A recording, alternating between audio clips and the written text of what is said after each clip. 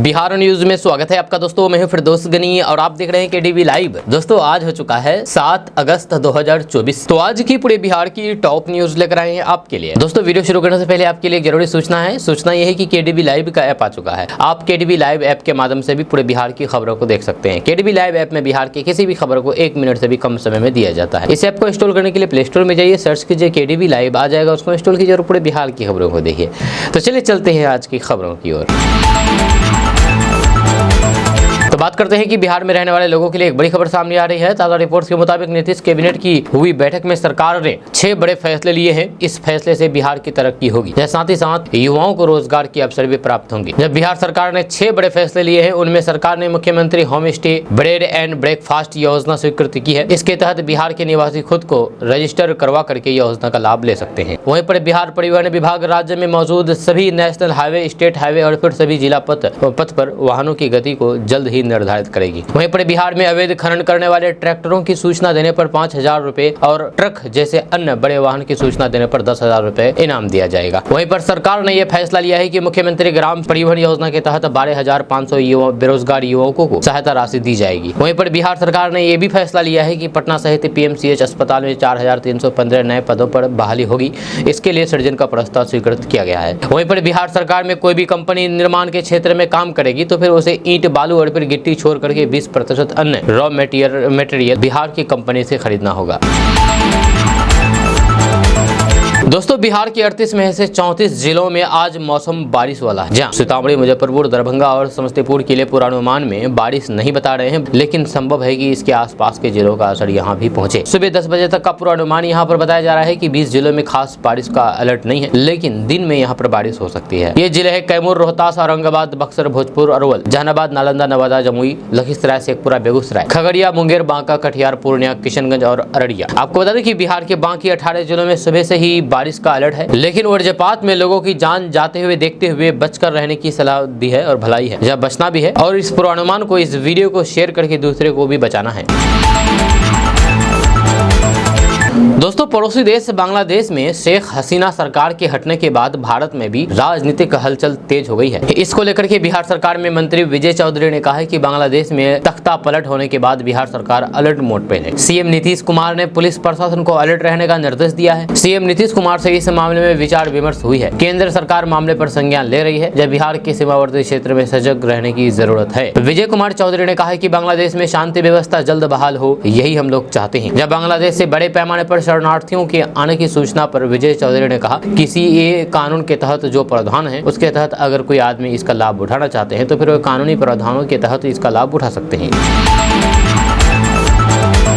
दोस्तों बिहार के मुजफ्फरपुर जिले से एक अजीबोगरीब मामला सामने आया है, जहां पर सिविल ड्रेस में रेड मारने जाना पुलिस कर्मियों को महंगा पड़ गया। दरअसल मुजफ्फरपुर के साहेबगंज थाना क्षेत्र में बीते दिनों पुलिस टीम सिविल ड्रेस में 2 कुख्यात अपराधियों को पकड़ने गई थी। इसी दौरान ग्रामीणों ने साहेबगंज पुलिस पर ही हमला बोल दिया, जिसमें एक दारोगा यानी कि एसआई समेत 3 पुलिसकर्मी घायल हो गए थे। वहीं पर अब इससे जुड़े 2 वीडियो सोशल मीडिया पर तेजी से वायरल हो रहे हैं, जिससे साहेबगंज थाना के एसआई पुनीत कुमार पर भीड़ ने हमला कर दिया और फिर उनका सरकारी पिस्तौल छीनने का भी प्रयास किया गया। जब वायरल वीडियो में लोग चोर चोर कह करके पुलिसकर्मी की पिटाई कर रहे हैं, उनका पिस्तौल भी छीनने का प्रयास। यहाँ दावा किया जा रहा है कि ये वीडियो 4 दिन पहले का है, जब पुलिस नवलपुर गांव में 2 अपराधी का पीछा करते हुए पहुंची थी और फिर ग्रामीणों ने पुलिस पर ही हमला कर दिया।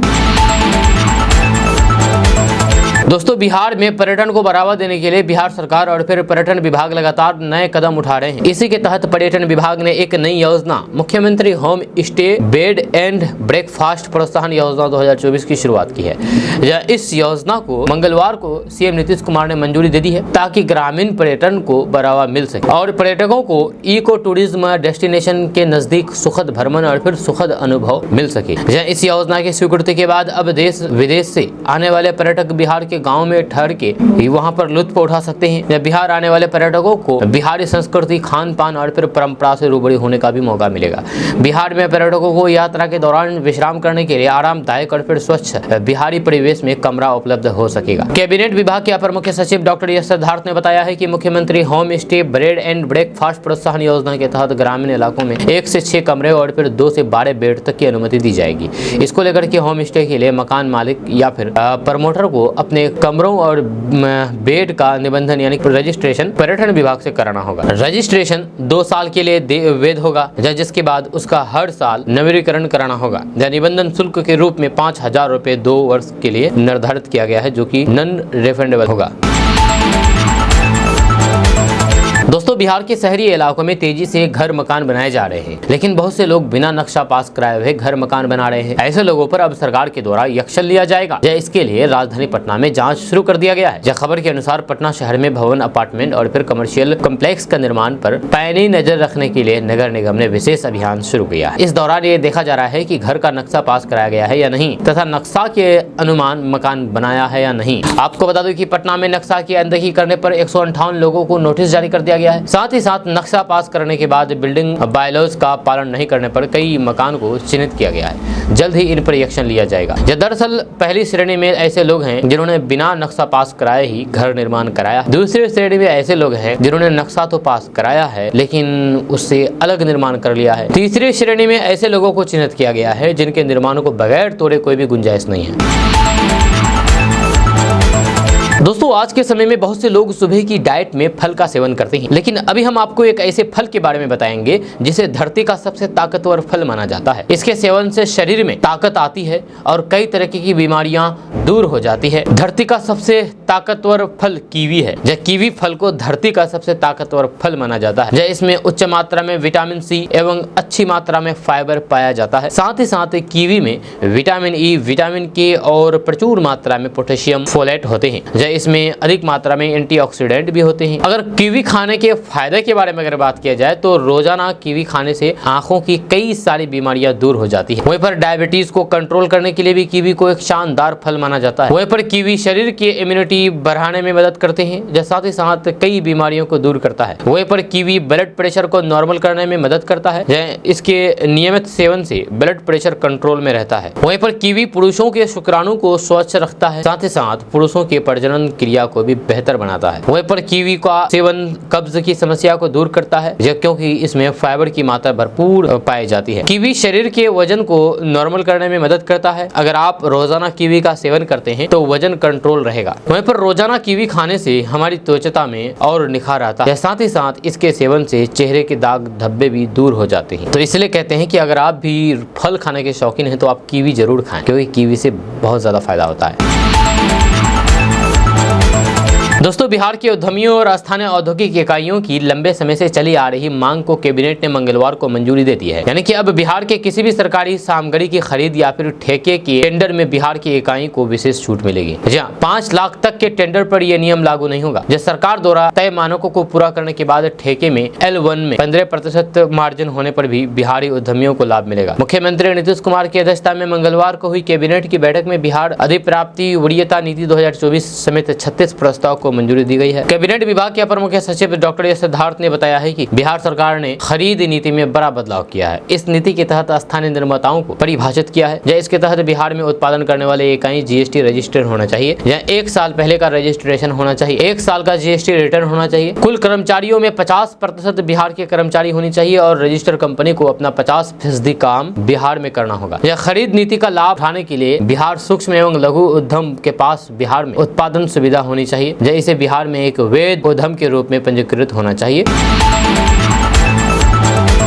दोस्तों, बिहार के स्वास्थ्य मंत्री मंगल पांडे ने कहा है कि कैबिनेट द्वारा मुख्यमंत्री बाल थैलेसीमिया योजना को स्वीकृति दी गई है। जब बिहार में मौजूदा थैलेसीमिया पीड़ित बच्चों के लिए बिहार सरकार ने बड़ी राहत की घोषणा की है। अब इन बच्चों का राज्य सरकार द्वारा फ्री में बोन मेरो ट्रांसप्लांट करवाया जाएगा, जिससे इन बच्चों को बार बार खून चढ़ाने की परेशानी से निजात मिल सके। साथ ही साथ परिवार पर पड़ने वाले आर्थिक बोझ से भी राहत मिलेगी। अक्सर गरीब परिवार के बच्चों में जब ये बीमारी मिलती है तो फिर अधिक खर्च की वजह से ये ट्रांसप्लांट कराना संभव नहीं हो पाता है। अब मुख्यमंत्री नीतीश कुमार के मार्गदर्शन में विभाग ऐसे बच्चों को उचित मदद पहुंचाने में कृत संकल्पित है। बिहार सरकार ने आम लोगों को पैसे कमाने का एक बहुत ही बढ़िया जरिया बना दिया है। अब कोई भी व्यक्ति पैसे कमा सकता है, वो भी सिर्फ एक फोन कॉल के माध्यम से। वो कैसे, हम आपको बता रहे हैं। दरअसल नीतीश मंत्रिमंडल में कल फैसला लिया गया है कि अब अवैध खनन की सूचना देने वाले लोगों को सरकार इनाम देगी। वहीं पर ट्रैक्टर की सूचना देने पर 5,000 रुपए और ट्रक जैसी अन्य बड़े वाहन की सूचना देने पर 10,000 रुपए इनाम देगी। यानी कि बिहार में अगर कहीं भी अवैध खनन होता है और ओवरलोडिंग गाड़ियां रोड पर चलती है, तो अगर इसकी सूचना आपको सरकार को देनी होगी, जिला प्रशासन को देनी होगी। अगर आप जिला प्रशासन को इसकी सिर्फ सूचना दे देते हैं तो आपको 5,000 से 10,000 रुपए कमाने का मौका मिल जाएगा एक सूचना पर। यह बहुत बड़ी अपॉर्चुनिटी है आप लोगों के लिए और उन लोगों के लिए जहमत है जो ये अवैध काम करते हैं। आपको बता दूं कि सरकार के द्वारा दी गई जानकारी के अनुसार छापेमारी सफल होने पर ट्रैक्टर के लिए 5,000 रुपए तक और ट्रक एवं बड़े वाहनों के लिए 10,000 रुपए तक इनाम दिया जाएगा। ये पुरस्कार देने की जिम्मेदारी संबंधित जिला समाहर्ता की होगी। इसी प्रकार छापेमारी दल के लिए भी प्रोत्साहन राशि का प्रावधान किया गया है, जहाँ साथ सरकार ने तय किया है कि छापेमारी दल को ट्रैक्टर के लिए 2,000 रुपए और ट्रक एवं अन्य बड़े वाहनों के लिए 4,000 रुपए प्रोत्साहन राशि के रूप में दिए जाएंगे। ध्यान देने वाली बात यह है कि राशि की छापेमारी दल में शामिल सभी कर्मचारियों के बीच बराबर वितरित किया जाएगा। इसके लिए बिहार सरकार ने नंबर जारी किया है, 2 नंबर जारी किया है। एक तो खनन विभाग के अपर मुख्य सचिव का एक नंबर है और ये नंबर है 9473191437। वहीं पर दूसरा है खनन विभाग के सचिव का, वो है 9939596554। दोस्तों, बांग्लादेश में तख्ता पलट होने के कारण बिहार में 100 करोड़ के कारोबार फंस गया। यह कारोबार वह जूट और चावल आदि को लेकर के है। राजधानी पटना के बाजार विशेषज्ञ बताते हैं कि यहाँ से सूती कपड़ा और रेडीमेड कपड़ा, जूट और उससे संबंधित उत्पादन के साथ साथ सस्ते चावल का व्यापार होता है। वहाँ हुए हालात को देखते हुए रेडीमेड गारमेंट का कारोबार ठप पड़ गया है। जब बांग्लादेश के उत्पादकों की ओर से भेजे गए सामान तथा बुक होने वाले सामान के फंसने की संभावना काफी बढ़ गई है। जब Bihar chamber of commerce and industries के अध्यक्ष सुभाष पटवारी ने बताया है कि यहाँ से सस्ता चावल बांग्लादेश से भेजा जाता है, ऐसे में इसका सीधा असर देखा जाता है। इसके अलावा कई प्रकार के उत्पादक वहाँ से आते हैं, इस पर भी असर दिखेगा। बिहार इंडस्ट्रियल एसोसिएशन के पूर्व अध्यक्ष रामलाल खेतान ने बताया है कि बांग्लादेश से काफी मात्रा में जूट, सूती कपड़ा, रेडीमेड कपड़ा के साथ साथ जूट और फिर उससे संबंधित उत्पाद आते हैं। इसके कारोबार से जुड़े लोगों का पैसा अब काफी दिनों तक फंस सकता है।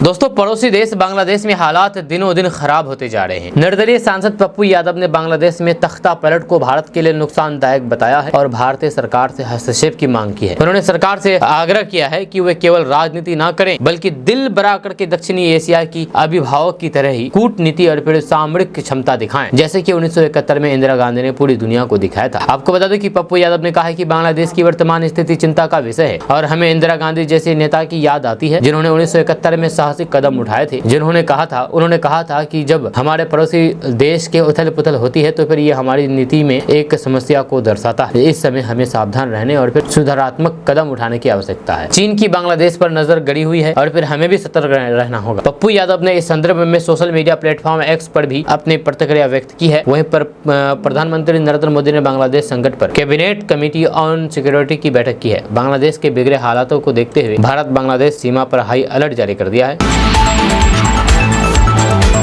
दोस्तों, कोचाधामन के पूर्व विधायक प्लस लोकसभा के प्रत्याशी रहे मास्टर मुजाहिद आलम ने एएमयू किशनगंज सेंटर सहित कई मांगों को लेकर के मुख्यमंत्री नीतीश कुमार से मुलाकात की है। आपको बता दूं कि मुलाकात में मास्टर मुजाहिद आलम ने एक मांग पत्र सौंपा है और इस मांग पत्र में कई ऐसी मांगे थी जो मास्टर मुजाहिद आलम ने नीतीश कुमार को सौंपा है। आपको बता दूं कि पूर्व विधायक मास्टर मुजाहिद आलम ने मुख्यमंत्री नीतीश कुमार से मधुबनी जिले के NH-27 4 लेन सड़क के निकट अररिया संग्राम मिथिला हाट के तर्ज पर किशनगंज जिले में शीतल नगर झील को सुरजापुरी हाट के रूप में विकसित करने का आग्रह किया है। उन्होंने अपने पत्र में जिक्र किया है कि किशनगंज अररिया जिले की सीमा पर कोचाधामन प्रखंड के बलिया पंचायत के कबैया एवं अंधासुर मौजा में 66 एकड़ बिहार सरकार की जमीन पर शीतल नगर झील फैला हुआ है। मिथिला हाट की तरह ही इसे सुरजापुरी हाट के रूप में विकसित किया जाता है तो फिर इससे सुरजापुरी संस्कृति को बढ़ावा मिलेगा और इस क्षेत्र में पर्यटन को भी बढ़ावा मिलेगा। जब मिथिला हाट का निर्माण जल संसाधन विभाग और फिर बिहार सरकार के द्वारा किया गया है, जिसका संचालन बिहार टूरिज्म विकास निगम द्वारा किया जा रहा है। वहीं पर महानंदा बेसिन फेज 2 के तहत महानंदा नगर एवं रतवा नदी में 199 किलोमीटर तटबंध का निर्माण तीनों नदियों के दोनों किनारे पर करने का प्रस्ताव किया है, जिसका टेंडर भी हो चुका है। परंतु कहीं बांध के अलाइनमेंट के अंदर बहुत सारे गाँव के पड़ने से गाँव का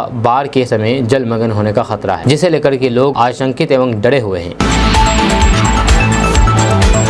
दोस्तों, पूर्व कृषि मंत्री कुमार सर्वजित ने चिराग पासवान और जीतन राम मांझी पर जम करके हमला बोला है। ये हमला आरक्षण को लेकर के बोला गया है। उन्होंने कहा है कि चिराग पासवान और जीतन राम मांझी आरक्षण नहीं बचाएंगे। इन लोगों ने चुप्पी साध ली है। इनसे आरक्षण बचाने की उम्मीद छोड़ देना चाहिए। इनसे भला नहीं होने वाला है। आरक्षण के लिए सड़कों पर उतरना होगा। अब तक आंदोलन का रूप ऐसा होना चाहिए था कि पूरा देश देखता, लेकिन पता नहीं क्यों अति पिछड़ा और फिर अनुसूचित जाति ने खुद को कमजोर कर लिया है। यही वजह है कि आरक्षण की हक मारे का खेल रचा जा रहा है। आरजेडी नेता कुमार सर्वजित ने कहा कि जब महागठबंधन के लोगों ने आरक्षण समाप्त किए जाने की बात कही थी, तब चिराग पासवान ने कहा था कि राजद के लोग झूठ बोल रहे हैं, जो लोगों को गुमराह कर रहे हैं। लेकिन अब जो भी स्थिति बनती जा रही है, उस पर क्या चिराग और जीतन राम मांझी सदन में आरक्षण की बात रखेंगे? अति पिछड़ा और फिर अनुसूचित जाति ने खुद को कमजोर कर लिया है। जब विधायक कुमार सर्वजित ने आगे कहा कि वोटों का सौदा ऐसे लोगों से कर रखा है जो दिल से चाहते हैं कि आरक्षण समाप्त हो जाए, जहां इनसे आरक्षण के क्षेत्र में कोई भी भला नहीं होने वाला है। सत्ता के लालच में आकर के लोगों ने जमीन बेच दिया है। संविधान में आरक्षण का अधिकार मिला है, यही बड़ी बात है। इसके लिए सड़क पर उतरना होगा, लेकिन राजद आरक्षण के लिए आवाज उठाएगी, क्योंकि मंडल के दौरान सबसे अधिक आरक्षण के लिए संघर्ष किसी ने किया था तो वे राजद के लोगों ने किया था। यह सबसे अधिक केस इन्हीं पर हुआ था।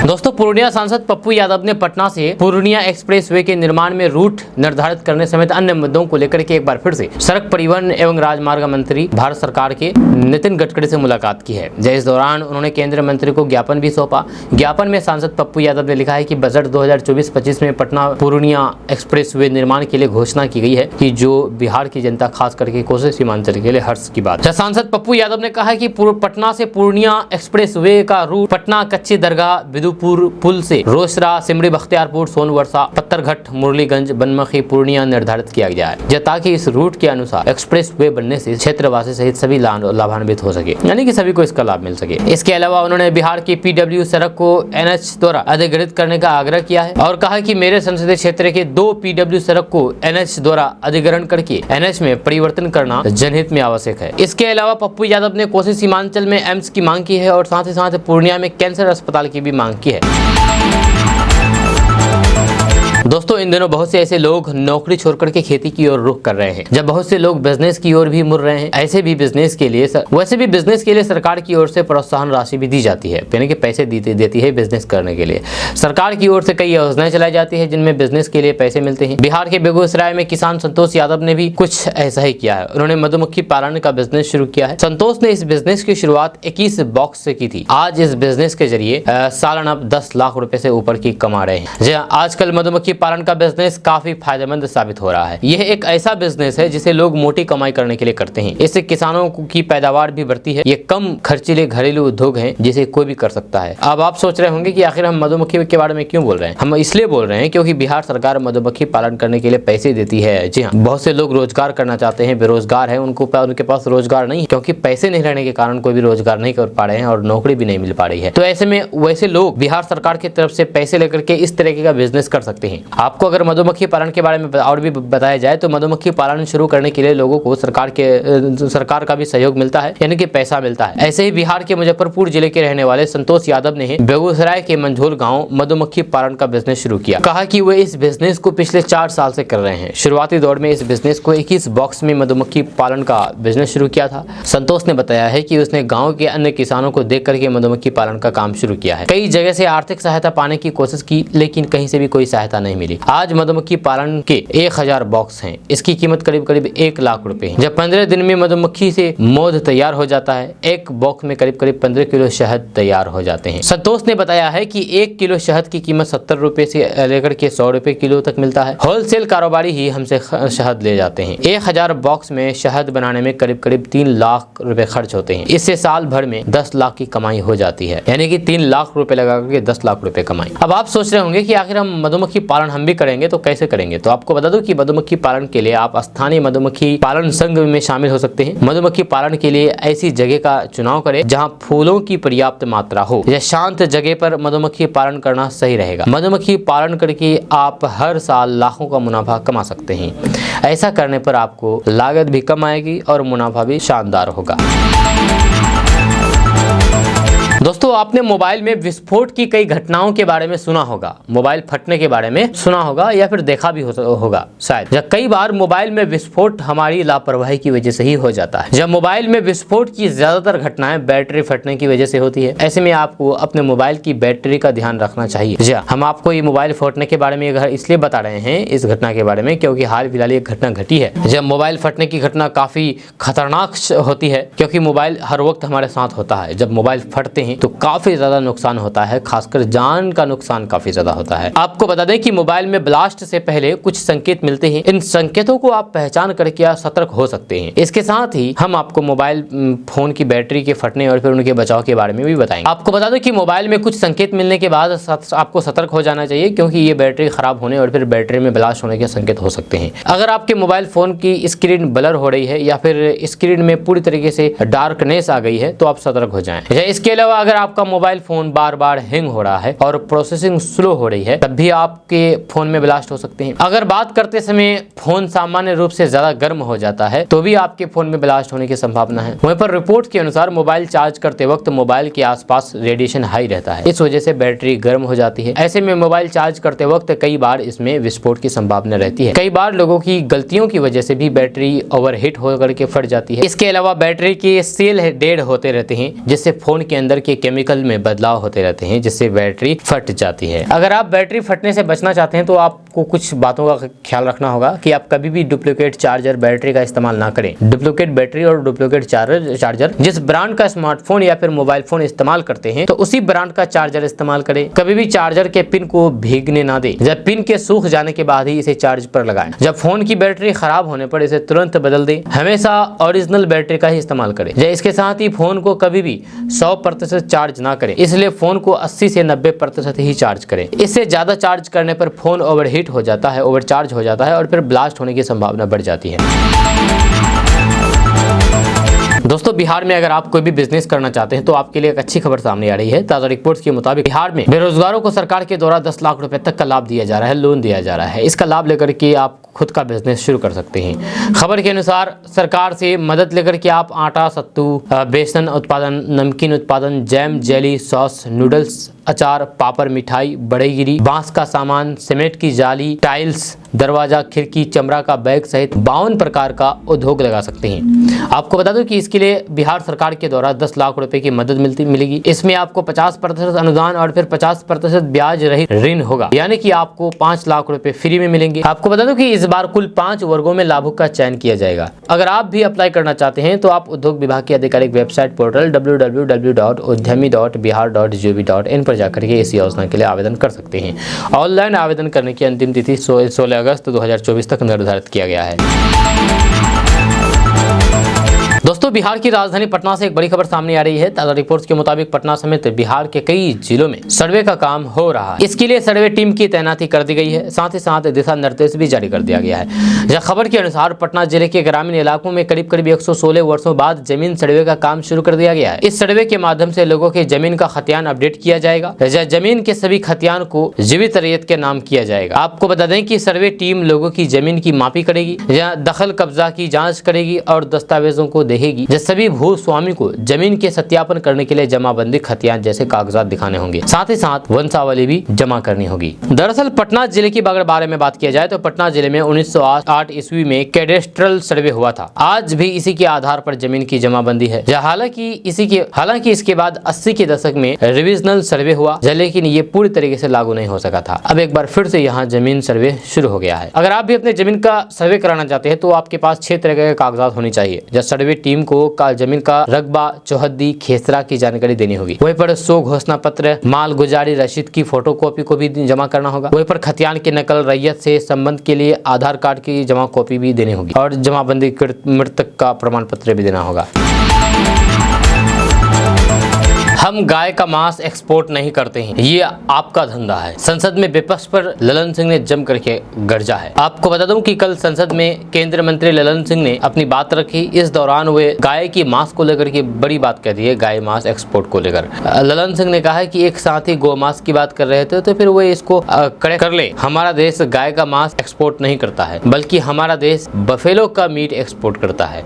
ये आप लोगों का धंधा है। उन्होंने आगे कहा है कि 21 राज्यों में आज भी 3165 MVU काम कर रहे हैं, जिसमें से 86 लाख पशुओं को इसका लाभ मिला है। केंद्रीय मंत्री ललन सिंह ने अधीर रंजन चौधरी का जिक्र करते हुए टीएमसी पर तंज कसा। टीएमसी सांसदों की तरफ से इशारा करते हुए ललन सिंह ने कहा कि आप लोग आजकल कांग्रेस के साथ खूब गलबगिया कर रहे हैं। अधीर रंजन चौधरी को तो आप लोग विदा कर दिए। कांग्रेस में 60 साल में 13% लोगों की चिंता नहीं की तो फिर 3% वाले लोगों की चिंता कहां से करती। उन्होंने आगे कहा कि ये लोग 60 साल तक मेवा खा रहे थे, लेकिन प्रधानमंत्री नरेंद्र मोदी समर्पण भाव से लोगों की, जनता की सेवा कर रहे हैं, इसलिए लक्ष्य प्राप्त हो रहे हैं। यह एक उपलब्धि जरूर है आपकी, आपने घोटालों के क्षेत्र में बड़ी उपलब्धि हासिल की है। आपके घोटाले गिने जाएंगे तो फिर लाइन लंबी होगी। ये कहना है ललन सिंह का, जो कि संसद भवन में कल बोल रहे थे।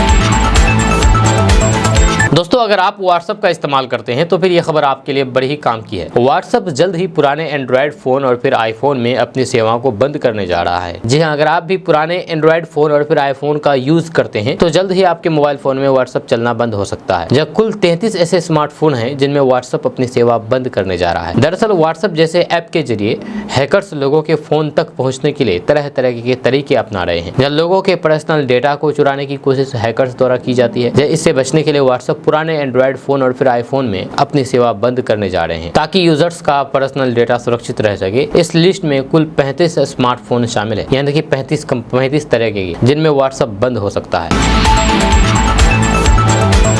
दोस्तों, ये सच कहा गया है कि बिटिया बेटों से कम नहीं होती है। आज बिटिया हर क्षेत्र में सफलता का परचम लहरा रही है। बिहार की एक बिटिया को अमेरिकी कंपनी ने जॉब का ऑफर दिया। भागलपुर की रहने वाली सृष्टि चिरानिया को 1 करोड़ 23 लाख पैकेज मिला है। ये पहली बार है जब NIT जमशेदपुर की किसी स्टूडेंट को 1 करोड़ से अधिक का पैकेज मिला है। यह सॉफ्टवेयर कंपनी सृष्टि ने 3 महीने पहले ही अमेरिकी रूब्रिक कंपनी को ज्वाइन भी कर लिया है। अभी वे बेंगलुरु में काम कर रही है। जमशेदपुर के नेशनल इंस्टीट्यूट ऑफ टेक्नोलॉजी यानी कि NIT में इस साल बम्पर पैकेज पर प्लेसमेंट हुआ है। NIT की कंप्यूटर साइंस एंड इंजीनियरिंग की छात्रा सृष्टि को 1 करोड़ 23 लाख रुपए का सालाना पैकेज का ऑफर अमेरिका की सॉफ्टवेयर कंपनी रूबिका ने दिया है। आपको बता दूं कि ये डेटा सुरक्षा देने वाली कंपनी है, जिसका संचालन बेंगलुरु से भी होता है। इतने बड़े पैकेज पाने वाली सृष्टि NIT की एकमात्र छात्रा है। सॉफ्टवेयर इंजीनियर सृष्टि ने 3 महीने पहले ही रूब्रिक कंपनी को ज्वाइन कर लिया है, तब से वे बेंगलुरु में ही है।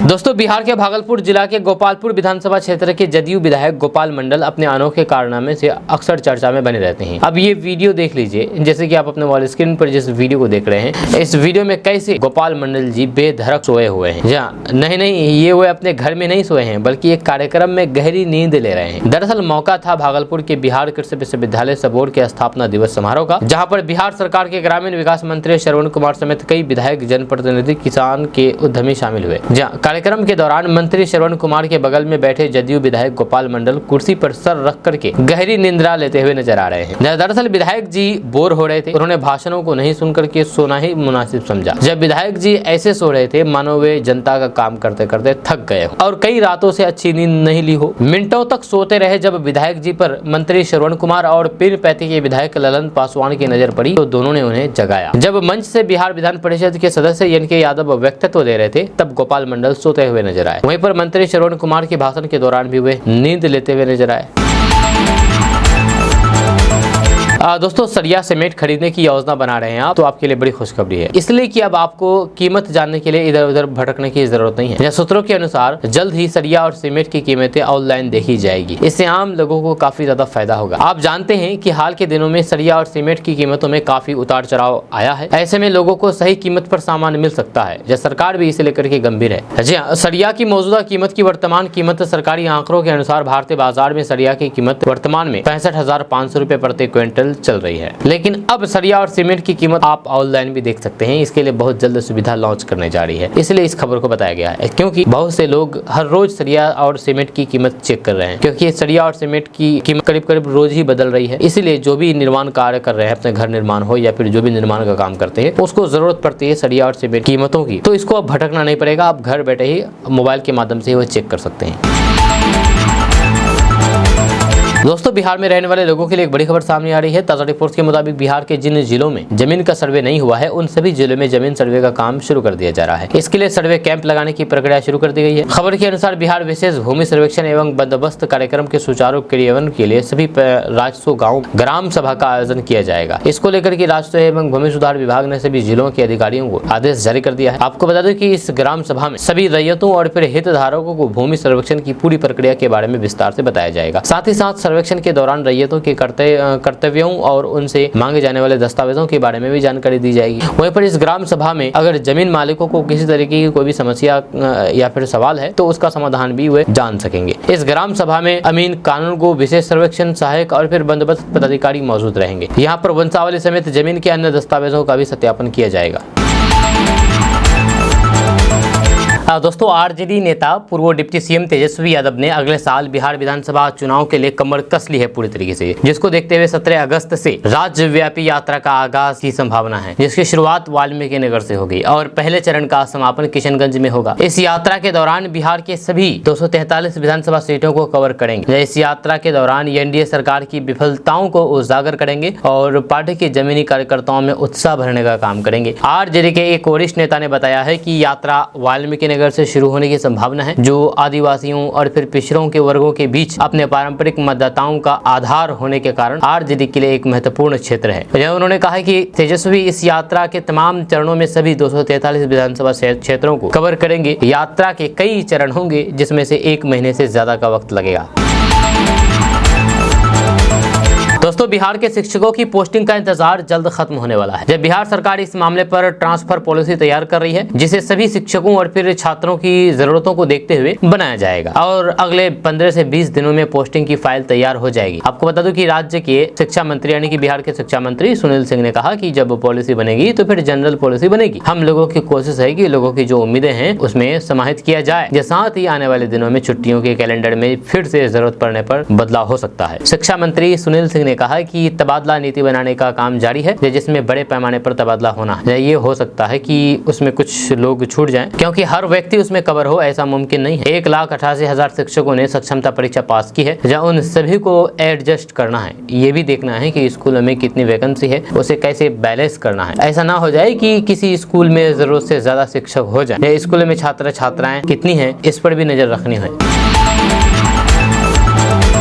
दोस्तों, बिहार के पूर्व मुख्यमंत्री और आरजेडी सुप्रीमो लालू प्रसाद यादव की मुश्किलें एक बार फिर से बढ़ गई है, जहां लैंड फॉर जॉब मामले में ईडी ने 1000 पेज की सप्लीमेंट्री चार्जशीट दायर की है। इस मामले में लालू प्रसाद और फिर तेजस्वी समेत 11 आरोपियों के खिलाफ दाखिल चार्जशीट पर 13 अगस्त को राउज एवेन्यू कोर्ट में सुनवाई होगी। ईडी द्वारा पूरक आरोप पत्र दायर करने से लालू और तेजस्वी की मुश्किलें बढ़ सकती है। जांच एजेंसी के मुताबिक ये मामला साल 2004 से 2009 तक रेल मंत्री के रूप में लालू प्रसाद यादव के कार्यकाल के दौरान मध्य प्रदेश के जबलपुर में रेलवे के पश्चिमी मध्य जोन में ग्रुप डी में बहाली से जुड़ा हुआ है। आरोप है कि रेलवे में भर्ती होने वाले लोगों ने नौकरी के बदले आरजेडी सुप्रीमो लालू परिवार के सदस्यों और फिर सहयोगियों को उपहार के रूप में जमीन दी थी।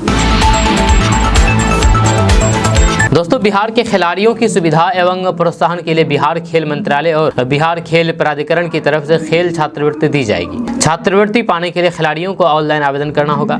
ऑनलाइन आवेदन की अंतिम तिथि 7 अगस्त 2024 यानी कि आज है। आपको बता दो कि इससे पहले ऑनलाइन आवेदन की तिथि 31 जुलाई थी, जिसे बढ़ा करके 7 अगस्त कर दिया था, जो कि आज इसका लास्ट डेट। अगर आप भी इसमें आवेदन करना चाहते हैं तो आपको ऑनलाइन आवेदन करने के लिए scholarship.bihar.org पर जाना होगा, फिर लिंक पर जाना होगा, उसके बाद वहां पर जो भी स्टेप आएगा उसको फॉलो करना होगा। खबर अररिया से सामने आई है। बीते 4 अगस्त को अररिया में पुल से जुड़ी एक हैरान कर देने वाली खबर सामने आई थी। ग्रामीण कार्य विभाग के कारनामों से इलाके के लोग भी हैरान थे। दरअसल बिहार में ग्रामीण कार्य विभाग का कारनामा देख करके ग्रामीण दांतों तले उंगलियां दबाने को मजबूर हो गए थे। विभाग ने लाखों रुपए खर्च करके नदी की जगह पुल का निर्माण बीच खेत में कर दिया। मामला संज्ञान में आने के बाद डीएम ने अब इसकी जाँच का आदेश दिया है। जहाँ आपको बता दूं कि अररिया जिलाधिकारी अररिया के डीएम इनायत खान ने कहा कि विशेषज्ञों की एक टीम उस जगह का दौरा कर रही है है जहां पुल बनाया गया है, जो पुल को बनाने की व्यवहारिकता की जांच करेगी। जांच के बाद टीम विस्तृत रिपोर्ट सौंपेगी। यदि इस मामले में दोषी पाए गए तो फिर अधिकारियों और फिर इंजीनियरों पर कार्रवाई की जाएगी। वहीं पर ग्रामीणों का कहना है कि लाखों रुपए की लागत से बने इस पुल की कोई भी जरूरत नहीं थी। जब पुल का निर्माण नदी पर होना चाहिए था, लेकिन उसकी जगह खेत के बीचों बीच पुल बना दिया गया, जो शोभा की वस्तु बनकर के रह गई है मात्र। आपको बता दूं कि मामला अररिया जिला के रानीगंज विधानसभा क्षेत्र के परमानंदपुर सर्द संख्या 6 का है। ग्रामीणों का कहना है कि बिचौलियों की मिली भगत से इस स्थान पर पुल बना दिया गया। न ही वहाँ पर सड़क है और न ही कोई नदी है, उसे सड़क से भी नहीं जोड़ा गया और न ही अप्रोच का निर्माण करवाया गया, जिससे पुल किसी काम का नहीं है। यह एक ग्रामीण ने कहा कि पुल जहाँ पर बना है उसके बाद ग्रामीणों की लगभग 500 एकड़ जमीन है, जहाँ अगर सही ढंग से पुल का निर्माण होता तो फिर ग्रामीण खेतों तक आसानी से पहुंच सकते थे। दोस्तों, पड़ोसी देश बांग्लादेश में सत्ता विरोधी आंदोलन के बाद बिहार पुलिस ने बिहार में सतर्कता बढ़ा दी है। जब बांग्लादेश में बवाल के बाद सतर्कता बरतने के लिए पुलिस मुख्यालय ने एडवाइजरी जारी की है। बिहार की सीमा में सीमावर्ती जिलों में पुलिस पेट्रोलिंग बढ़ाई गई है। बिहार पुलिस मुख्यालय ने इसे लेकर के आदेश जारी कर दिया है। बांग्लादेश में हिंसा को लेकर के मोतिहारी में पुलिस और फिर SSB के जवान भी सतर्क हैं। आपको बता दें कि मोतिहारी नेपाल की सीमा से सटा है, जहाँ से बांग्लादेशियों की घुसपैठ करने की संभावना है। ऐसे में बिहार पुलिस मुख्यालय ने सीमावर्ती जिलों को अलर्ट रहने का निर्देश दिया है। जो आपको बता दूं कि पुलिस के साथ साथ SSB को सतर्क कर दिया है और 24 घंटे की निगरानी रखने का कहा गया है। जब भारत के पड़ोसी देश बांग्लादेश में उपद्रव और फिर हिंसा को लेकर के बिहार में भी अलर्ट जारी कर दिया है। जब पुलिस मुख्यालय ने सभी जिलों सहित मोतिहारी के सीमावर्ती इलाकों में पुलिस और SSB को सतर्क रहने को कहा है। बॉर्डर वाले इलाकों में सघन जाँच अभियान चलाने का निर्देश दिया है। किशनगंज जिला के दिगलबैंक प्रखंड के पत्थरघट्टी पंचायत में बने पुल का अप्रोच ढह गया है। इसको लेकर के सैकड़ों ग्रामीणों की आवागमन पूरी तरीके से बाधित हो गई है। आपको बता दूं कि ये पूरा मामला किशनगंज जिला के दिगलबैंक प्रखंड के पत्थरघट्टी पंचायत की गोवाबाड़ी का है, जहां पर बने पुल की अप्रोच पूरी तरीके से ढह गया है। जब पुल अप्रोच ढहने से राहगीरों को काफी ज्यादा परेशानी हो रही है। जैसे कि आपको पता है कि बिहार में आए दिन पुल ढहने के मामले सामने आते रहते हैं, लेकिन अब पुलों के बाद पुल की अप्रोच ढहने के मामले सामने आ रहे हैं। लगातार इस तरीके के मामले सामने आ रहे हैं। आपको बता दूं कि तेज बारिश के कारण यहाँ पर ये अप्रोच ढहा है। जब पुल का अप्रोच बहने से जिला मुख्यालय से दर्जनों गाँव का संपर्क टूट गया है। जब आपको बता दूं कि गोवाबाड़ी पुल का अप्रोच बहने के बाद कटाव रोधी कार्य शुरू कर दिया गया है। बालू बड़े बैगों से ध्वस्त हुए अप्रोच को भरा जा रहा है। इसे लेकर के स्थानीय लोगों में गुस्सा देखने को मिल रहा है। उनका कहना है कि पुल की अप्रोच को बचाने की उन्होंने 6 महीने पहले ही प्रशासन और फिर जनप्रतिनिधियों से गुहार लगाई थी। कई बार इस समस्या की जानकारी दी गई थी, लेकिन किसी ने भी सुध नहीं ली, जिसका नतीजा यह हुआ कि आज ये पुल पूरी तरीके से पुल का अप्रोच ढह गया है, जिससे आवागमन बाधित हो गया है। ये यदि समय रहते हुए इस पर ध्यान दिया जाता, काम होता, तो आज ये नौबत नहीं आती। इससे पूर्व भी यानी कि इससे पहले भी इसी रास्ते पर दोदरा पुल का अप्रोच ध्वस्त हो गया था, जिससे लोगों को भारी परेशानी हो रही है। यह लोग पुल पर चढ़ने के लिए चचरी पुल का इस्तेमाल कर रहे हैं। वहीं पर अब गोवाबाड़ी पुल का अप्रोच भी ध्वस्त हो गया है, जिसके कारण कई गाँव का संपर्क किशनगंज से कट गया है। अब लोगों के सामने बड़ी समस्या खड़ी हो गई है, आने जाने की समस्या। आपका इसके बारे में क्या कहना है? नीचे कमेंट बॉक्स में कमेंट करके जरूर बताइए।